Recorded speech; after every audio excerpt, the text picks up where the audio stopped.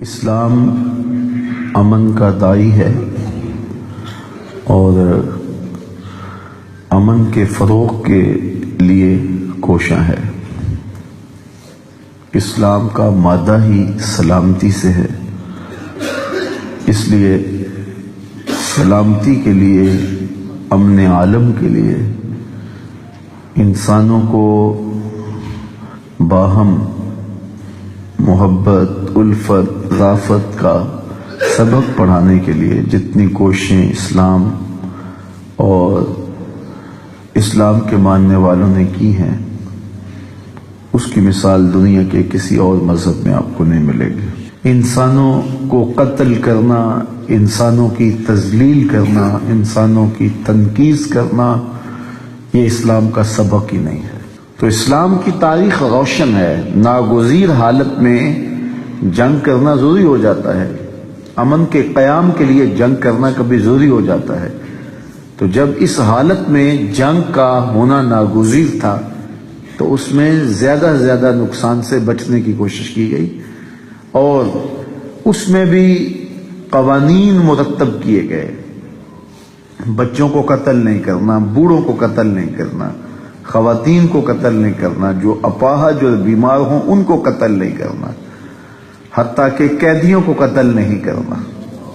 اور یہاں تک ارشاد فرمایا گیا کہ ان کے جو راہب ہیں، اللہ اکبر، ان کے جو پادری ہیں، ان کے جو بڑے ہیں، ان کو بھی قتل نہیں کرنا۔ اور یہاں تک کہا گیا کہ ان کی فصلوں کو بھی نہیں اجاڑنا، درختوں کو بھی نہیں توڑنا۔ کوئی لائے تو صحیح ایسا پرامن دین۔ یہ اسلام کا دیا ہوا دین ہے، اسلام کا دیا ہوا نظام ہے۔ انسانوں کو کاٹنے کے لیے حضور نہیں آئے تھے، انسانوں کو جوڑنے کے لیے حضور آئے تھے۔ لیکن آج جو دور موجود ہے، آج عملاً مسلمانوں کے رویے نے یہ ثابت کر دیا کہ ہم خون خوار درندے ہیں۔ عراق کی جنگ کے بعد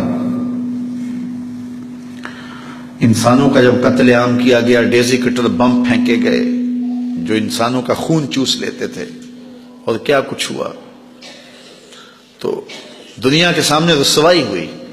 تو ان عالمی طاقتوں نے چاہا کہ ہم کیوں انہیں ماریں اور یہ الزام اپنے سر کیوں لیں، ہم ان کو آپس میں تقسیم کر دیتے ہیں اور یہ آپس میں ایک دوسرے کو کاٹیں گے، کٹیں گے بھی خود، مریں گے بھی خود، رسوا بھی خود ہوں گے۔ ہم دنیا کے سامنے اسلام کا یہ چہرہ پیش کریں گے، ہمارا میڈیا چیخ چیخ کے کہے گا یہ دیکھو مسلمان کر رہے ہیں، اور دونوں طرف مسلمان ہوں گے۔ یہ پھر دوسری منصوبہ بندی ہوئی، اور آج وہ روح بعمل ہے۔ جو قتل ہو رہا ہے وہ بھی لا الہ الا اللہ پڑھ رہا ہے، اور جو قتل کر رہا ہے وہ بھی لا الہ الا اللہ پڑھ رہا ہے، اور دنیا کے سامنے یہ چہرہ دکھایا جا رہا ہے یہ دیکھو اسلام ہے۔ آج ہمارا تماشا بن گیا ہے، خون بھی ہمارا بہہ رہا ہے، ذلت بھی ہماری ہو رہی ہے، اور پوری دنیا اس تماشے کو دیکھ رہی ہے۔ انہوں نے تو تماشا دیکھنا ہی تھا، انہوں نے تماشا لگایا ہوا ہے۔ یہ 56-57 اسلامی ملکوں کے حکمران یہ کیا کر رہے ہیں؟ ان کے سینے میں درد نہیں اٹھتا بچوں کو دیکھ کر کے؟ ان کو نیند کیسے آ جاتی ہے؟ کیا قیامت کے دن رسول اللہ کے سامنے انہیں پیش نہیں ہونا؟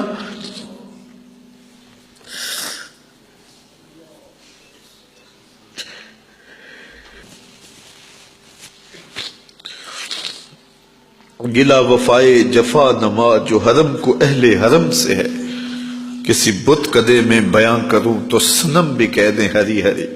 ایک کافر عورت کے سر پہ چادر نہیں تھی تو حضور بے چین ہو گئے اور اپنی چادر اتار کے اس کے سر پہ پھینک دی۔ آج گنبد خضرا میں حضور کتنے بے چین ہوں گے کہ اپنی امت کی بیٹیوں کے سروں پہ چادریں نہیں ہیں، ان کے پاؤں تلے سے زمین کھینچ لی گئی اور سروں سے چادریں اتار دی۔ اس وقت 97 لاکھ لوگ، یہ اقوام متحدہ کی رپورٹ ہے، 97 لاکھ لوگ اس اذیت میں پھنسے ہوئے ہیں، اور اگر بر وقت ان کی مدد نہ کی گئی تو بہت بڑے نقصان کا اندیشہ ہے۔ لاکھوں لوگ تو کاٹ دیے گئے، کتنے لوگ بے گھر ہو گئے۔ اب یہ اصلی فوج ان پر حملہ کر رہی ہے۔ پہلے جو داعش نے کرتوتیں کی، اس دوسرے گروپ نے بدقسمتی سے ایک اسلامی ملک ان کی سرپرستی کر رہا ہے اور ایک اسلامی ملک دوسروں کی سرپرستی کرتا ہے. تو آج پوری دنیا کے اوپر رسوائیوں کی دردناک داستان ہے. ہم تماشا بنے ہوئے ہیں, پوری زمین جنازہ بنی ہوئی. حلب میں لوگ گھروں میں دفن کر رہے ہیں اپنے بچوں کو. مجھے فلوجہ کی وہ رات بھی کبھی نہیں بھولی جب قبرستانوں میں جگہ کم پڑ گئی تھی, لوگوں نے گھروں میں صحن کے اندر قبریں کھود کے اپنے پیاروں کو دفن کیا.